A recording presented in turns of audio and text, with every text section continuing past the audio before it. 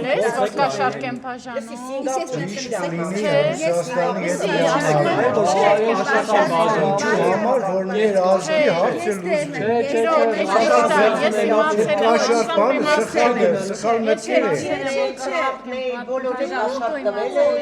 Բարև, այս հաղորդումը պատրաստել ենք հատուկ նրա համար, որ նման իրավիճակներում խոսալու բան ունենաք։ Այս հաղորդման մեջ դիտեք ընտրությունները ամենամեծ միջոցառումներն են, որ պետությունները խաղաղ ժամանակ իրականացնում են։ Քուլ չի էլի ընտրության գնալ։ Հրսից խառնված են մեր ընտրություններին, ովքեր են խառնված։ Ինչ են կարա թիրախավորել։ Ոնց անես, որպեսզի այդ մանիպուլյացիաների մեջ կարողանաս գտնել քո տեխնացուին։ Մարդկանց 5000 դրամ, 100,000 դրամ գաղտնիք չի։ Come on, պարոն Սմբատյան։ Իբր Հայաստանը թույլ է տվել 10 մզկիթ կառուցել։ Ինչ հագնել ընտրատեղամաս գնալիս, որպեսզի Լուկաշենկոն իր բեղիկները մեր ներքին գործերի մեջ չմտցնի։ Շատերը ընտրություն են կայացնում հիմնվելով իրենց վախերի վրա։ Ինչ անել, եթե ընտրել ես, բայց փոշմանում ես։ Մարդը կարող է գնալ եւ ընտրել ինչ-որ մեկին, մեկ ուրիշը չընտրվելու համար։ Որ ուղիղ եթե վերջում հետո ինչ-որ after party բան լինում է սովորաբար։ Ստացվում է դուք 5 տարի պարապետ։ Այդ Տրամպի ստորագրությունները արդեն դա ձևի անում է։ Օրինակ դուք ինձ սիրում եք։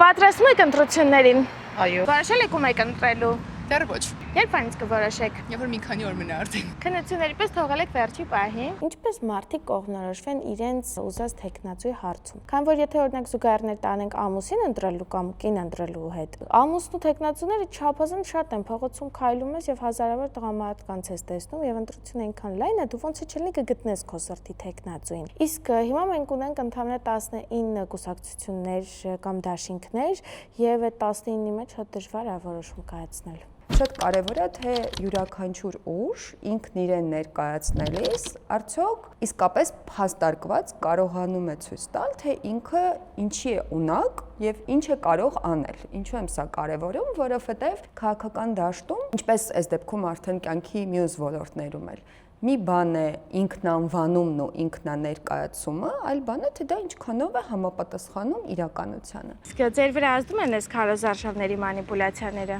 Զգում եք, որ օրինակ ինչ-որ մեկին նայեցիք, իրեն հավատում եք։ Հետո այն մյուսին եկնան, մտածում եք Ֆրոդիես էլ է ճիշտ ասում։ Չէ, չեմ հավատում, մանիպուլյացիաներին չեք դրվում։ Քարոզարշավը չի ազդում ձեր վրա ոչ մի մանիպուլյացիա։ Ոչ։ Այդ ոնց է կանոն, որ չի ազդում։ Նույնիսկ տղամարդիկ ձեզ չեն կարող մանիպուլյացնել։ Ոչ։ Железная женщина, это Может вы? быть, շատ։ Ոնց եք զգում, որ ազդում է։ Ոայ ճիշտն ասած։ Ում լսում եք, հավատում եք։ Չէ, ոչ թե հավատում եմ, այլ ում լսում եմ, չեմ հավատում։ Դրանից է կախված է, այսինքն այն որ չեմ հասկանում, ում ես կընտրեի։ Այո։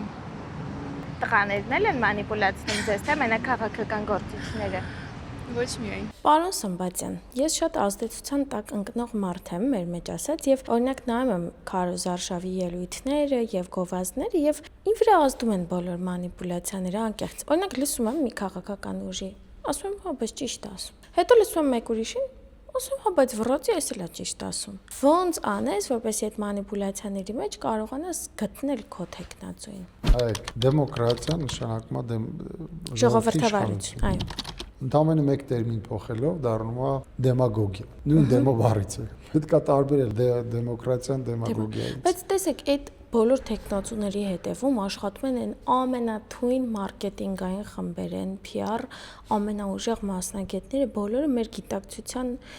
գիտակցության համար։ Ոնց ես մենակով Արուսը տանը հոգնած նստած, հեռուստացույց նայելու կարողանամ պայքարել այդքան մանիպուլատիվ բաների դիմաց։ Ոնց ասած բոլորը թույլ տեղերս իմանան, գիտեն, ինձ ինչա պետք։ Չեմ կարծում դա ձեր մասին է, բայց կարա այդպեսի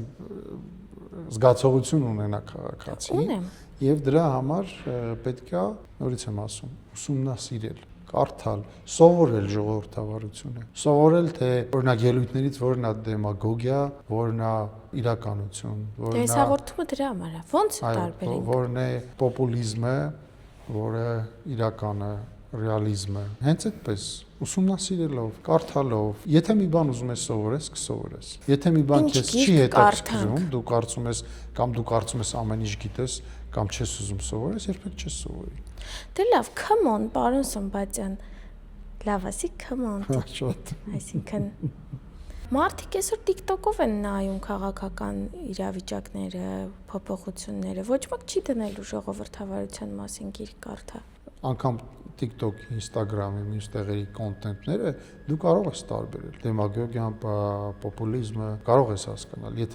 եթե դա ուզում ես դու։ Ինչ որ մեկին եթե ուզում ես հասկանալ, առանց խոսքերի էլ կհասկանաս, չէ՞։ Եթե չի ուզում հասկանալ, ուղղակի գալիս անցնում է խոսքը կողքով հետ։ Եվ այո, պետքա կարդալ, սովորել։ Ընդհանրապես ժողովրդավարական երկրներում կներեք, ես կարող եմ հետո մոռանամ, էլի։ Կա շատ երկրներում կա բարձր դասարաններում ժողովրդավարությունը առարկա։ Իսկ դուք ունեք ընկերներ, որոնց քաղաքական հայացքները ձեր հայացքներից տարբերվում է։ Դա չի խանգարում ձեզ ընկերությունը անել։ Չէ, բացարձակ։ Մենք ուղղակի այդ թեմաներով չենք շփվում։ Շրջանցում եք։ Այո, որովհետև ամեն մեկը ունի իր կարծիքը, որը ես հարգում եմ։ Բոլորս ուզում ենք կառուցողական դաշտ բերել իրոք բոլորին հորդորել, որ մենք միազգ ենք։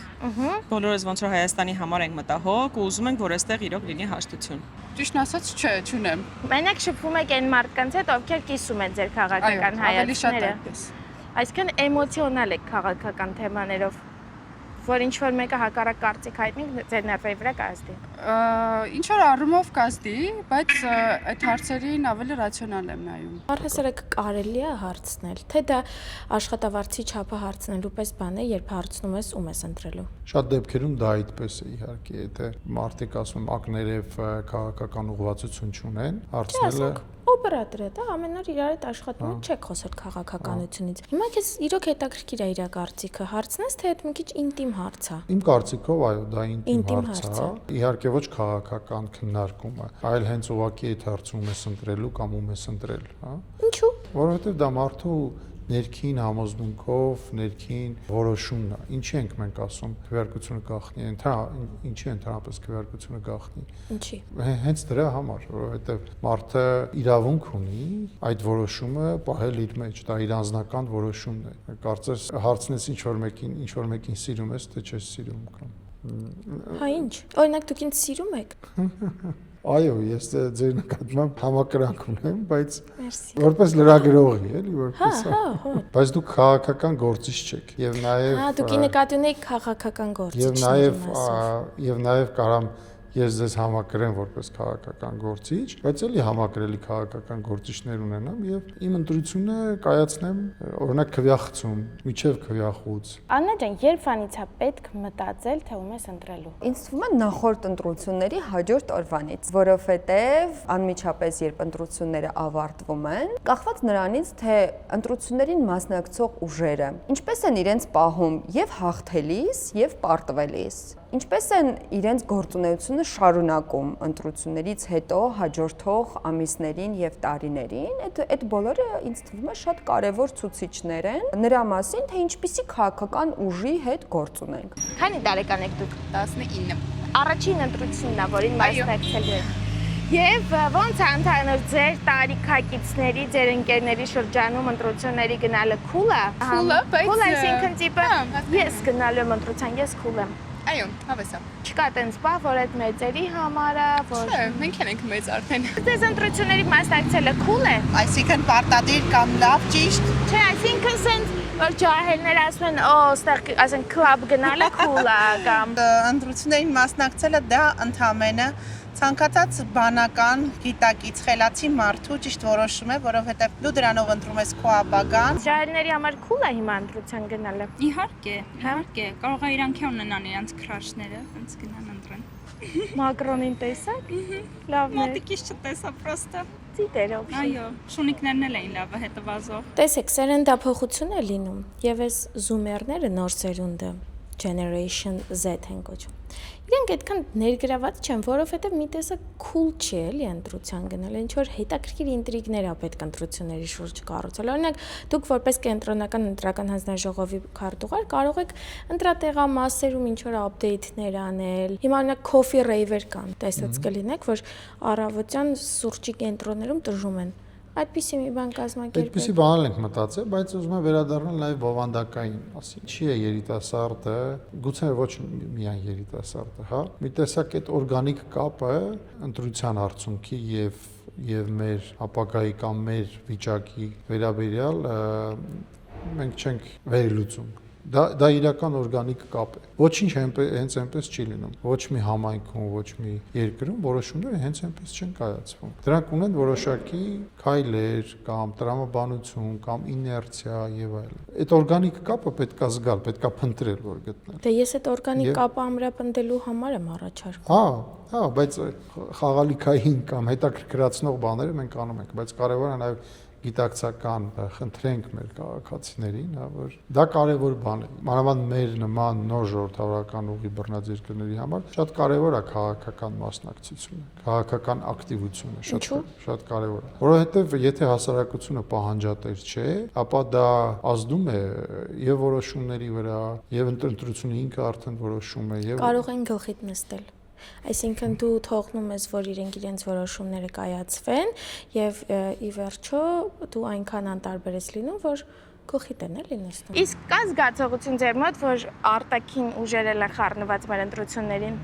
Իհարկե կա։ Ո՞նց է դա զգում։ Իսկ թվում է քարոզարշավի ձևից,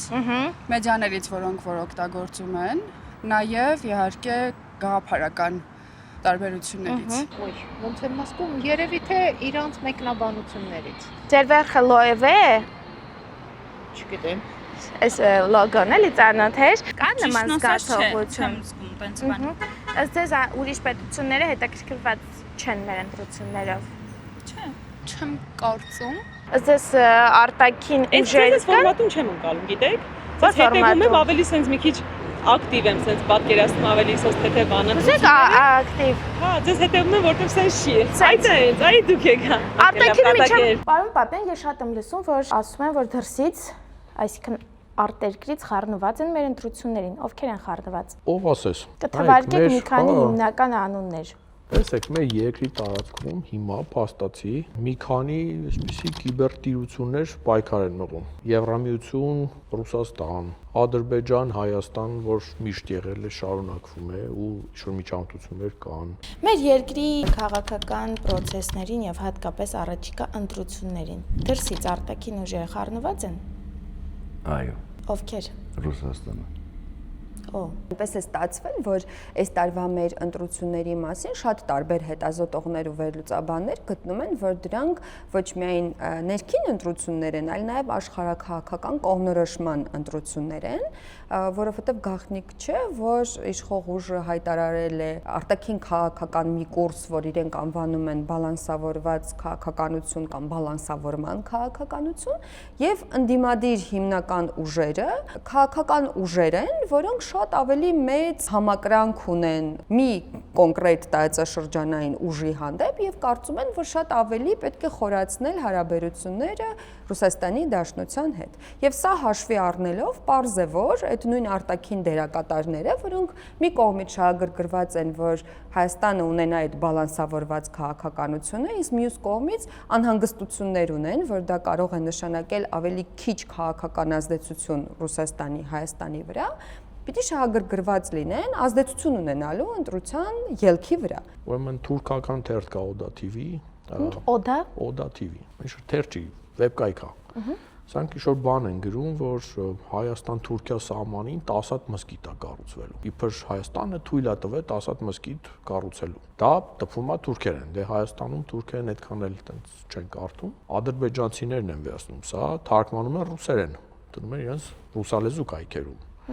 Հետո դա ռուսական տելեգրամներն են տեսնում, հայկական տելեգրամներն են տեսնում, սկսում են շրջանառել։ Արդեն ինչ-որ անպանա բարձանում, վիճակա, որ ես ինչ աշխարհի վերջն Հայաստանում մզկիթներ բան, դա պարզվում է դա կեղծ լուր է, հա, բայց մինչև այդ արդեն բոլորը ասենց իրար են խառնվել, վայ, մեր վերջը եկել է, այս ինչ է, արդեն մզկիթ ենք սարքում։ Իսկ ո՞նց է դա ազդում մեր ընտրությունների վրա։ Մի կողմից թվում է, որ դե հետո քաղաքացիները կիմանան, որ սուտ է, ասենք կաստիկը գնա կամ դե կասեն դե էսի շատ անհավանական է, կամ էլ դե գոնե կտեսնեն, որ ոչ մի մզկիթ էլ չի կառուցվում, դե կասեն սուտեր անցավ գնաց։ Բայց մյուս կողմից նայեք, այսպիսի կեղծ լուրերը շատ ինտենսիվ տարածվում են, որտեղ ոնց է մարդիկ իրար են խառնվում, բան, ոյ, այսպես բաներ աշխարհի վերջն ասում են, կոմենտ գրել, որ չի կարելի բան։ Արդյունքում մնում են մի մեծ ստվար զանգված մարդկանց, ովքեր այտենց էլ սուտ ու սխալ իմանում են, որ մզկիթ է կառուցվելու, գնում են ընտրությունների ու ասում են, այ ես չեմ ուզում եմ մնենց անեմ, որ մսկիթ չկառուցվի բան, այսպիսի բաներ է։ Պատկերացրեք մի իրավիճակ, օրինակ, երբ ընտրություններից հետո ցույցերով բողոքում էին Լուկաշենկոյի դեմ եւ այդպիսի մի տարածված շատ հայտնի տեսանյութ կա, որտեղ ցուցարարները գոռում են հեռացիր եւ ինքը պատասխանում է ես ձեզ լսեցի, տեղեկացնում եմ, որ քանի դեռ ես չեմ մահացել, ես չեմ հեռանալու։ Համբերեք։ Հիմա այս համակարգում եւ այս մտածողությամբ մարդու համար, որը կարծում է, որ եթե սովետական տարածքում այդպիսին պիտի լինեն կարգերը, իր համար շատ վտանգավոր է ունենալ օրինակ, որտեղ որ օրինակ հայաստանցիները մի հատ 2018-ին դուրս եկան փողոց հեղափոխություն արեցին։ Հետո դուրս եկան փողոց կամ գնացին ընտրատեղամաս եւ իրենց քվեով ասեցին, որ իրենք ուզում են, որ ավելի բալանսավորված քաղաքականություն ունենան, որովհետև չեն ուզում մեկ երկրից կախվածությունը այն աստիճանի լինի, որ օրինակ Լուկաշենկոյի նման քաղաքական գործիչը հետո ասի ուր եք կորելու, որ դուք ոչ մեկին պետք չեք, չէ՞, այդպես կարելի է խոսել այն երկրի մասին, ում կախվածությունը որևէ մի արտաքին ուժից այնքան մեծ է, որ ինքը մանևրելու ընդհանրապես դաշտ չունի։ Այստեղ ուզում եմ անպայման շեշտել, որ նույնիսկ կապ չունի, թե որ երկրից է այդքան մեծ կախվածությունը։ Նույնիսկ ամենագրավիչ արժեքներով երկիրը վերցնենք աշխարհի եւ այնպիսի իրադրություն ստեղծենք, որ Հայաստանը կամ որևէ այլ փոքր երկիր 90%-ով տնտեսական, անվտանգային, էներգետիկ ոլորտում կախվածություն ունենա այդ երկրից, հավանականությունը շատ մեծ է, որ մեր շահերը կսկսեն ոտնահարվել։ Նա ուրիշ հետաքրքիր դեպք էլ կա, մենք տեսնում ենք, օրինակ ֆեյքերով սարքում են, նույնիսկ ծիծաղել է, հա, TikTok-ներում գա տեսած լինեք։ Մի կողմից ընդդիմադիր գործիչներին են ներկայացնում, որ sense շատ ծիծաղելի վիճակներում զանգում են Պուտին պապիկին ինչ-որ բաներ, լացում են բան, ասում մեզի բրգի։ Մյուս կողմից հակառակն ենք տեսնում, որ օրինակ իշխանությունների, հա, ներկայացուցիչներն են ինչ-որ տարօրինակ բաներ անում, չգիտեմ։ Այդ ամեն դրսից։ Մի մասը դրսից, մի մասը ներսից, ուստեղ խնդիրներից մեկն էլ այնա, որ մինչև վերջ չես կարողանում իմանաս ու դրանում էլ հենց այս գործողությունների, այս ինֆորմացիայի հիբրիդային բնույթն է, այսինքն միշտ կա այսպիսի թաքնվածության ու դրա վրայից անցնելու հնարավորություն։ Միշտ կասես դե ես ինչ գիտեմ, ինչ որ իրանց համար AI-ով բզբզացող մարդիկ են, ես կապ չունեմ։ Բայց փաստորեն դրանք դրսից կառավարվում են։ Ու մի մասը շատ ծիծաղել են, գիտեք, իրական նստած նա լավ հրռացել են մի քանիսի վրա, բայց հետո հասկանում ես, որ վաղը մեկը կգնա ընտրատեղամաս ու իր մոտ այդ հումորը հետ կա թողել։ Ենթագիտակցության մեջ, որ այս ընդդիմությունը բոլորը Ռուսաստանի հետ են կապված, որը այդպես չի։ Մենք ունենք նաև ընդդիմություն, որը ազգի մասին է մտածում եւ այլն, կամ որ այս իշխանությունները այս sense մսկիթ կառուցել եւ այլն, որը այդպես չի, այսինքն արդեն փաստերով ապացուցվել է։ Եւ սա ստեղծում է այտենց տեղեկատվական աղմուկ, որը մարդկանց ապակողմնորոշում է։ Ինչ որ մարդիկ առասարակ հուսատվեն, ասեն, «Ով գզվրտոց է, անհասկանալի է, ես գործ չունեմ»։ Մինչդեռ մեզ պետք է որ մարդիկ գնան ընտրության, ընտրեն, վերջը հասկանան, այս երկրի վերջը ինչ է լինելու։ Ոնց եք հասկացել, որ օրինակ Ռուսաստանը ներգրաված է ներքաղաքական վիճակներին։ Ոնց եմ հասկացել, էլի եմ ասում, ես 2 տարեկանից ապրում Երևանում, ծնվել եմ Լոռի ու տեսել եմ այդ ամեն ինչը նախկինում, ինչա կատարվել այս երկրում։ Ոնց են վերաբերվել մեր մասին, մեր նկատմամբ։ Ես ամբողջ իմ կյանքում շատ բաների մեջով եմ անցել, շատ։ Նեղություններ, 1000 եվրոպաներն եմ ապրել։ Որտեղ։ Գերմանիա, Ֆրանսիա, Իսպանիա։ Լուրջ։ Այո։ Ինչ գործ եք արել այնտեղ։ Տարբեր։ Բիզնեսներ ունեցել եք։ Չէ, բիզնես չէ, առևտուր, աշխատանք, տարբեր գործեր։ Լավ, եւ ու տեսել եմ, որ մեր երկիրը Ռուսաստանը միշտ ստեղ ունեցել է իշխանություն, որը որ ինքը մարդկանց դերել է ստեղ իր ուզածը կատարելու համար։ Ինչ պետք է անի միջին վիճակագրական Հայաստանի քաղաքացին, որպեսզի Լուկաշենկոն իր բեղիկները մեր ներքին գործերի մեջ չմտցնի։ Պիտի միջին վիճակագրական հայաստանցին արժևորի այն տարբերությունը, որ մենք ունենք Հայաստանում, ի տարբերություն Բելարուսի, որտեղ կարելի է քվեով իշխանություն ձևավորել, որտեղ կարելի է պատասխանատվության կանչել իշխանությանը, որտեղ կարելի է ցույց տալ, թե ինչ դժգոհություններ ունես իշխանությունից, եւ Լուկաշենկոն ինքը կարող է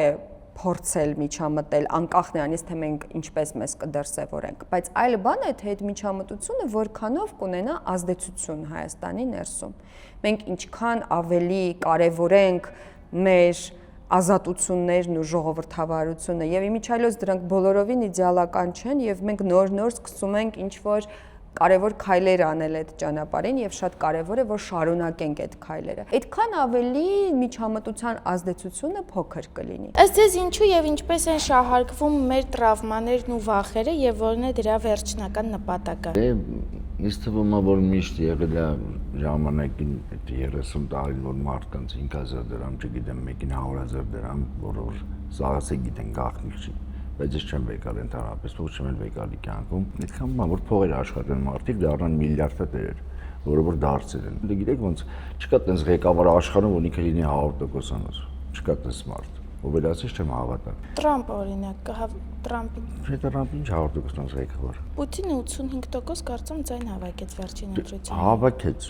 Ոնց վախերով մարդիկ այսօր չեն կարող այդ ինչ-որ մեծ բան ասեն Պուտինի, վատ բան։ Բայց Նիկոլ Փաշինյանը ով ինչ ասես ասում է, ինքը որտեղ ժողովրդավարություն է տանում, դեմոկրատիա է տանում, ես էլ ապրեմ Եվրոպայում, մարդու իրավունքը, ազատ,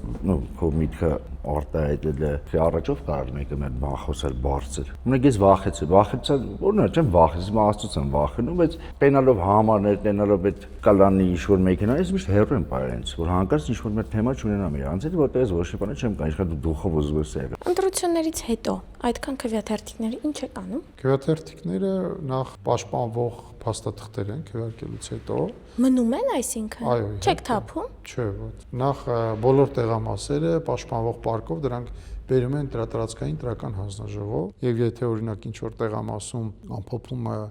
այն կերպ չեն արել, դրատարածքային տրական հանձնաժողովը կարող է նորից ամփոփել, վերահաշվարկ անել, դիմումի հիման վրա իր նախաձեռնությամբ, պատահական վիճակահանությամբ առնվազն 3 տեղամաս պետք է վերահաշվարկ արվի։ Հետո դրանք հանձնվում են պետական արխիվ եւ առնվազն 5 տարի դրանք պահպանվում են։ Դրանք կարևոր փաստաթղթեր են, որովհետեւ դրանցով իշխանություն է ձևավորվում։ Ես մտածում եմ հետո ինքը տենց վառելու բան կամ հետևասենք որ բան եք ուզում գրեք, հետևի կողմից եք գրում։ Չօգտագործված քվեաթերթիկները, այո, իրանք արդեն օգտագործելի չեն եւ որպես թղթի թափոն հանձնում ենք վերամշակող ընկերություններին։ Դուք թվարկեցիք մի քանի խոշոր պետություններ։ Իրենց ինչ մեր ընտրությունները, ինչ շահ ունեն մեր երկրում։ Ներազդում են, որ ինչ անեն։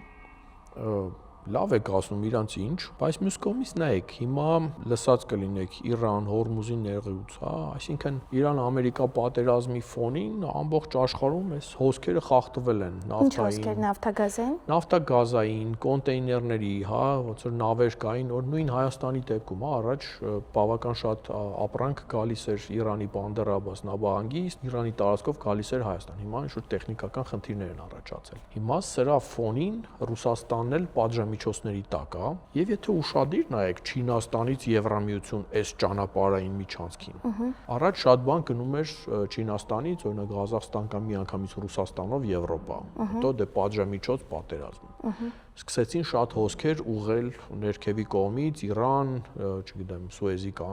նեղուց եւ այն նույնիսկ մի 2 տարի առաջ Սուեզում մի հատ նավ էր sense թարս կանգնել, պարկինգ արել սխալ տեղ, ամբողջ աշխարհում ճգնաժամ էր սկսվել։ Հիմա Իրանում այս պատերազմական վիճակն է անհասկանալի, որ չի պրծնում եւ այստեղ հանգարց մարդիկ նկատել են, որ ըստ ինչ որ մի հատ արանք կա։ Ուրիշ ճանապարհ կա։ Հա, որ կարելի է օրինակ դուրս գալ Կասպից ծովով անցնել Ադրբեջանի տարածքով, օրինակ Վրաստանով, Թուրքիայով դուրս գալ ու այդպես անում են։ Բայց օրինակ եթե այդ ճանապարհը մի փոքր այլ դառնա, օրինակ Կասպից ծովից ուղիղ գա Ադրբեջանով, Հայաստանով, Թուրքիայով մտնի Եվրոպա, դե Թուրքիան արդեն Եվրոպայից կտոր ունի եւ այնտեղ լավ ճանապարհներ են, այսինքն կարող է ձևավորվել միջանցք, որը կապ չունի Իրանի հետ, որը կապ չունի Ռուսաստանի հետ։ Եվ այս մասին խոսվել է արդեն, հա, օրինակ Միացյալ Նահանգների նախագահը, գիտեք, անցած տարի օգոստոսին իրար հետ բերեց Ադրբեջանի նախագահին, Հայաստանի վարչապետին եւ ասաց եկեք ստորագրենք թրիփ ստեղծենք։ Մի հատ էլ իր անունը վրան դրեց, որտեղ։ Բայց կներեք, եթե ճանապարհը մեկը Վրաստան, Ադրբեջանով Վրաստանով գնում էր Թուրքիա, հիմա ինչի է այդքան հետաքրքիր Հայաստանով այդ ճանապարհը որ անցնի։ Նախ Վրաստանով ճանապարհները չեն հերիքում, ծավալով, այսինքն այնտեղ դեռ պետք է մեծ քանակի նոր ներդրումներ անել, լեռնային ճանապարհներ են եւ այլն, հա։ Երկրորդ ոնց որ կա այսպիսի ընկալում, որ գոնե այլընտրանքային երկրորդն էլ լինի, կարելի է մեկը մյուսով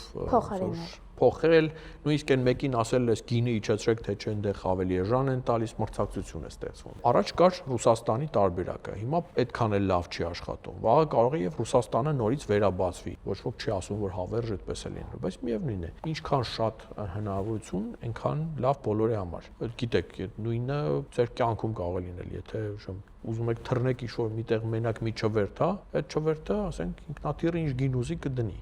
Իսկ եթե կողքից հայտնվում է մի հատ low coaster, մի հատ երկրորդ տուրիստական յան, մեկ է զգում եք, որ բոլորի ընդհանուր գներ են կան եւ բոլորը շահում են։ Մոտավորապես այս տրամաբանությունն է գնում սրան։ Ո՞վ է դեմ այս տարբերակին։ Ով է կողմը սկսենք, օրինակ շատ կողմ է Ամերիկան, որը նախաձեռնեց այս ամբողջը, նույնիսկ եկավ նախաձեռնություն տարավ, որպեսզի կարողանա վերահսկի։ Ավելին ասեմ, ժամանակին հենց այդ նույն միջանցքը ուզում էր Ռուսաստանը վերահսկեր, հա, երբ որ Հայաստան-Ադրբեջան պատերազմից հետո ստորագրվում էին ինչ-որ համաձայնություններ, Ռուսաստանը հույս ուներ, որ ինքը կկարողանա վերահսկի այդ միջանցքը։ Եվ հիմա, երբ տեսնում է, որ դա իր ձեռքից գնաց, բավական ծանր է տանում։ Իրանցիներն էլ են ինչ-որ տեղ դեմ եւ դեմ կլինեին, որտեվ պարզ է, որ այս ինչ-որ առումով հարվածում է իրենց շահերին, որտեվ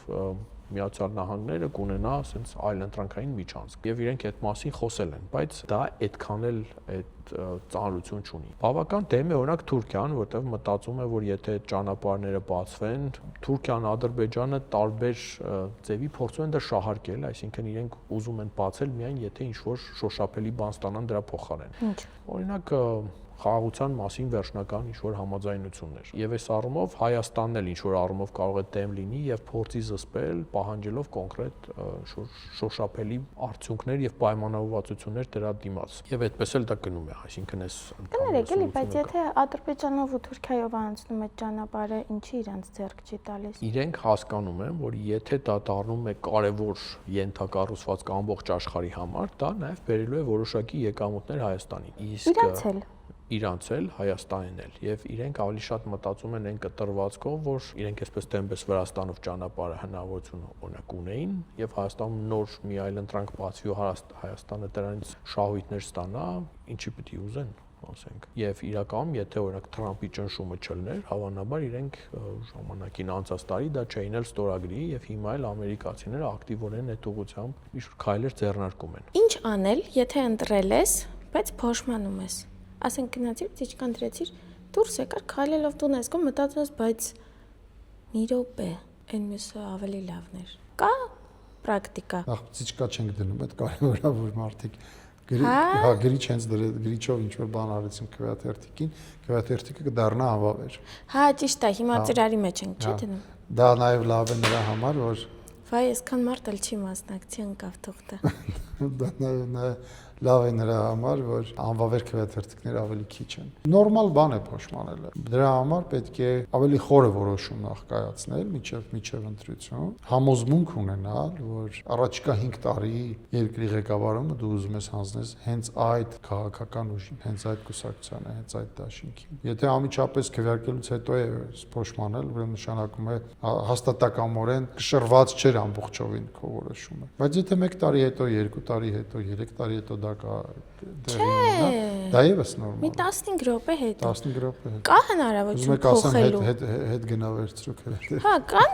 իրավիճակներ, երբ որ մարդ գալիս է, ասում մի րոպե ոխընտրամ կտակ բան եմ մոռացեմ։ Նախ ոչ մեկ չգիտի իր ծրարը որն է։ Արդեն քվեատուփի մեջ է, քվեատուփի մեջ գցած ծրարը հիմա ինչ իմանանք, որ մեկնագծը։ Չեն բացում քվեատուփը այլևս։ Քվեատուփը բացում են միայն 20:00-ից հետո, այն էլ արդյունքները ամփոփման համար։ Այդ որ ուղիղ եթերով ցույց են տալիս հաշվելը։ Որ ուղիղ եթեր վերջում հետո ինչ որ after party բան լինում է սովորաբար։ After party։ Այսինքն այդքանով տանջվել են էլի սաղորը մի հատ նշեն, մի հատ ինչ որ տենց բաներ չի լինում։ Շատ կան դեպքեր, օրինակ տեղամասային ընտրական հանձնաժողովում աշխատելուց հետո ընկերանում են, անգամ ամուսնության դեպքեր կան։ Գուցե հետո հավաքվեն օրինակ, կան լինում են այդպիսի դեպքեր, կապ են պահում, բայց հենց անմիջապես քվեարկության արդյունքները ապոպելուց հետո կարծում եմ այնքան հոգնած կլինեն, որ ուզենան բոլորը գնան հանգստանալ։ Բավական ծանր աշխատանք է տեղամասային ընտրական հանձնաժողովում աշխատել այդ քվեարկության օրը, ընտրողներին սպասարկելը, ամեն մեկը տարբեր բնավորությամբ, տարբեր շահառուների հետ աշխատելը, դիտորդներ, վստահացան, ներկայացիչ։ Դու գոնե 5 տարին մեկ եք այդ սաղանում, իսկ խիղճ Վարշավիրները։ Ես չէի համեմատի Վարշավիրի հետ, որովհետև Վարշավիրը իր հաճախորդներն ունի։ Օրը 1000-ից ավել մարդու չի հանդիպում ամեն դեպքում։ Ճիշտ է։ Իսկ տեղամասում 1000-ից ավել մարդու կարող ես հանդիպել, այնպես որ իրականում դժվար աշխատանք է։ Ընդհանրեն կոնտենտ ենք սպառում, որ պահից կարող ենք զգալ, հասկանալ կամ ինչերից, որ սա արտաքին ներազդեցությամբ ստեղծված կոնտենտ է, արտաքին հետաքրքրություն է ներկայացնում։ Այսինքն ոչ հայկական շահեր էլի։ Տեսեք, ես նույնիսկ օգտակար շատ չեմ համարում ընկնես խորանաս այս արտաքին ներազդեցություն, այս ներքին ներազդեցություն։ Ես կարծում եմ ավելի օգտակար է, երբ որ դուք նայում եք ինչ-որ մի կոնտենտի, մտածեք, այս կոնտենտը որակյալ է, հա, որտեղ եթե նույնիսկ արտաքին է, բայց որակյալ կոնտենտ է, սպառեմ, ի՞նչն է ինձ խանգարում։ Մյուս կողմից, եթե նյութը ինձ փորձում է մանիպուլացնել, ես դա փորձեմ հասկանալ։ Հիմա ոնց դա փորձեմ հասկանալ։ Երբ տեսնում եմ, որ միակողմանի նյութ է, օրինակ ինչ-որ մի կողմի շահերն մի կողմի դրած, ասենք, ամբողջությամբ մրոտում են, եւ այդ մյուս կողմի որևէ տեսակետ չի ներկայացվում։ Ում հետ արժի գնալ ընտրատեղամաս։ Ընկերուհի, boyfriend, սկեսուր, ում հետ արժի գնալ։ Ում հետ ցանկանում եք, տարբերություն չկա։ Ում հետ որ հարմար է, որ գնալ մեքենայով կտանեն կամ իրար հետ տրանսպորտով։ Որովհետև մեքենայով մեկ-մեկ տանում են այդպես եւ ասում են, ում եք բերել, բարձվում է ոչ ընկերուհին է, ոչ boyfriend-ն է, ոչ էս կեսուրն է։ Նկատի ունեք ընտրողին օգնող, հա գազելները։ Ուղղորդված։ Գիտեք, երբ որ օրինակ հարևաններով հավաքվում են ու իրենց հարևանին, որը ունի մինիվեն հետ գնում տեղամասային կենտրոն, դրա մեջ ոչ մի վատ բան չկա։ Բայց եթե դա կազմակերպվում է, դրա մեջ էլի չեմ կարող ասել, որ վատ բան կա, բայց պետքա տեսնել ինչ միտում կա։ Որովհետև դա նշան է, որ գուցե միտում կա, գուցե այդ տեղափոխելուց ինչ որ բան է տեղի ունենում, որը որ արդեն լավ չէ եւ անգամ կարա քրեական հատկանիշ ունենա։ Իսկ ձեզ արտաքին ուժերը հիմնական ում են թիրախավորում, որ մարդկանց են թիրախավորում, որպեսզի հասնեն իրենց նպատակներին։ Իշխանությունը, կոնկրետ Նիկոլ Փաշինյանը։ Չէ, ընտրազանգվածի մասն եմ ասում։ Ինչպիսի մարդիկ են ավելի փխրուն մանիպուլյացիաներին։ Ոնց ասեմ, իր գաղափարը որ լավ զարգացած չի երևի այդ մարդիկ, որ չի տեսնում այս ամեն ինչը։ Որ ապրել են ժամանակ ու հիմա է ապրում ու չի տենում այդ ամեն ինչը։ Հենց իրենք թիրախավորեն, էլի։ Եկեք ավելի առարկայական փորձենք այդ մարդու կերպարը հասկանալ, որպեսզի հեռուստադիտող իրեն տեսնելով հասկանա, որ գուցե նա կարող է դառնալ արտաքին թիրախավորման զոհ։ Հենց այդ մանիպուլյացիան կարող ինքը հավատա ու գնա դրա հետևից։ Ով, ինչպիսի մարդիկ են ավելի ռիսկի տակ։ Ցածր խավ է, ինձ թվում է։ Բանվոր դասակարգ է, էլի։ Ինչու՞։ Չի կարող բանվոր դասակարգը գաղափարով լինել։ Կարող է, չեմ ասում, որ բոլորի ընդհանրապես իրանց են թիրախավորում, թույլ մարդկանց են ասում, չգիտեմ։ Ունեք ես եմ բանվոր դասակարգի ցանկի մեջ չէ, ոչ մինիստրը, ոչ նախարարը, բայց ինչ են կարա թիրախավորեն։ Շատ մարդկանց թիրախավորում են։ Կրթվածությունը կապ ունի։ Չի ասում, ես եմ սովորել դպրոցում, չեմ ավարտել, բայց ես գրքերից եմ կարդացել, շատ բաներ հասկանում եմ, շատ բաներ տեսնում եմ, ինչ չեն կարա թիրախավորեն։ Ինֆորմացված լինելը։ Հա, կրթությունը կապ չունի ես թվում, այլ կրթված չլինի, բայց իր գաղափարային զարգացած լինի, շատ հարցին եմ, որ այդ կրթվածը այդքան այսինքն պանյատներով լինի, ճիշտ եմ հասկանում։ Այո։ Կարող են տարբեր քաղաքական հայացքներ ունեցող մարդիկ լինել հետևել հարաբերություններում։ Ես ասեմ, դուք ասեք հա կամ չէ, բլից հարցեր։ Հարևաններ։ Ինչու՞ ոչ։ Ամուսիններ։ Իհարկե կարող է։ Լուրջ։ Այո, ինչու՞ ոչ։ Իսկ one night stand, որ մի գիշերով են էլի հանդիպում։ Ամերիկայի գնացել one night stand-ը չգիտեք, Հյուսիսային Կարոլինայում։ Չհասկացա որ անգլերենն է։ Որ Tinder-ով ծանոթանում են, մի գիշեր իրար հետ անցկացնում են եւ անձեռոցիկ պես դեն են նետում։ Այդ հաստատ կարան, ինձ թվում է այդպես էլ կա։ Մանկության ընկերները։ Այո, եւ պետքա կարողանան մնալ ընկերներ։ Մարզվող եւ մարզիչ։ Այո, նորից պետքա կարողանան մնալ ընկերներ։ Շատերը ընտրություն են կայացնում հիմնվելով իրենց վախերի վրա, որ ընտրեմ այս մարդուն, որ հանկարծ սենց չլինի։ Ու շատ են աշխատում մեր վախերի վրա։ Ես զգացել եմ, որ եթե ուզում եք մենք ունենանք ուժեղ պետություն, ոչ թե կործանվենք, ընտրեք մեզ։ Ու ստացվում է իրավիճակ, որ դու ընտրում ես մի տեխնացուի, ոչ թե նրա համար, որ դու նրան հավանում ես, այլ վախենում ես ինչ-որ բաներից։ Արդյոք սա ռացիոնալ ընտրություն է։ Ընդհանրապես ցանկացած քաղաքական գործիչ ունի եւ վարկանիշ եւ հակավարկանիշ։ Նորմալ է, որ հակավարկանիշ եւս կա եւ այդ հակավարկանիշ կրող մարդիկ կարող է ընտրեն հակառակ բևեռից ինչ որ մեկին, որպեսզի որ իրենք չեն ցանկանում տեսնել, նրան չտեսնեն կամ նա չհաղթի։ Դա նորմալ բան է, բոլոր հասարակություններում է նորմալ։ Ընդհանրապես հասարակության մի մասը կողմնորոշված իշխանական է, մի մասը կողմնորոշված ընդդիմական։ Բոլոր հասարակություններում այդ մեջտեղի հատվածն է, որի վրա աշխատում են, երկու կողմը աշխատում են, որ դեպի իրենց տանեն։ Դրա մեջ որ զարմանալու բան չկա, մարդը կարող է գնալ եւ ընտրել ինչ որ մեկին, մեկ ուրիշը չընտրվելու համար։ Դա էլ ընտրության ձև է, դա էլ որոշում կայացնելու ձև է, բայց ելի պետքա լինի բովանդակային։ Պատճառը միշտ պետքա ընտրողը ունենա։ Ինչու՞։ Որովհետեւ մեզնից հեռու զգացմունքներով ինչ որ ոչ թե մեզնից հեռու, այլ մեր երբեմն գուցե մատուցված, բայց ոչ ամբողջովին վերլուծած վերցրած, ինչ որ այլ էմոցիաներով, հարևանի պատմելով, հա, չպետք է լինի այդ որոշումը, որ այս ինչը շատ վատն է կամ այս ինչը շատ լավն է։ Այն որ 15 րոպե հետո կամ մի տարի հետո չփոշմանես, դրա համար պետք է տեսնես իրոք դու ճանաչում ես, տարբերում ես եւ որոշում ես։ Եկեք մի քիչ խորանանք պատճառահետևանքային կապերի մեջ։ Մեզ ուզում են մանիպուլացնել բոլորը իրենց շահերի համար, դուք կարծում եք, որ Ռուսաստանից են դա անում։ Ըստ ձեզ, եթե մենք այս մանիպուլյացիաներին տրվենք,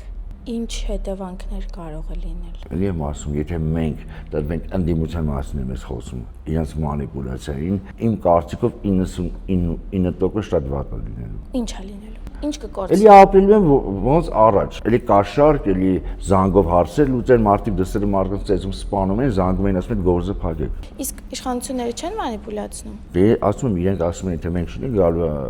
պատերազմ, ճիշտ են ասում, որովհետև իրանց այդ ամեն ինչ է 8 տարվա մեջ, չէ, իրանց աշխատանքը գնալու էլի հետ։ Հալու են մարդիկ ստեն թազը ծրագրեր, չէ, որ արդեն այդ Տրամպի ստորագրությունները արդեն դա զրոյանում է, չգիտեմ, Ալիևի ստորագրությունները դա զրոյանում է Փաշինյանը, սա զրոյանում է, ասում մարդիկ գալու են սկսեն 0-ից իրանց է, չէ, իրանց մտքերը, իրանց արդեն իշխանությունը իրանցն է։ Ճիշտ եմ հասկանում, որ դուք ռիսկ եք տեսնում, որ մենք կարող ենք ժողովրդավարությունը կորցնել։ Այո։ Դա է ձեր մտահոգությունը։ Ես չեմ ուզում որ կորցնեմ։ Օրենքով ապրելը շատ լավ է, շատ լավ։ Եթե օրենքով դու ապրես, քո երկիրը լինի օրենք երկիր։ Տենց է երկիրը առաջ գնում։ Իսկ այդ կաշառքը որ եղավ միշտ կաշառ, ոչ մի անգամ ով գալու է հարստանալու դառնա միլիարդատեր, եթե իր գործը։ Մենք էլի մնանք նույն տաշտակի մեջ։ Հիմա պետք է չսխալվենք, էլի։ Պետք է ճիշտ ընտրություն կատարենք, չգիտեմ, ես տենց եմ նայում։ Ինչ հագնել ընտրատեղամաս գնալիս, որ ծիծաղելի չլինես։ Հա, կարելի է։ Իհարկե, ինչու ոչ։ Կոկտեյլային, այսինքն։ Մենք հիշում եմ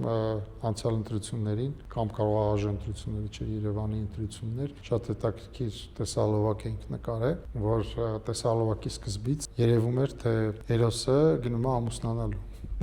Բայց գնում է հագնվում էին,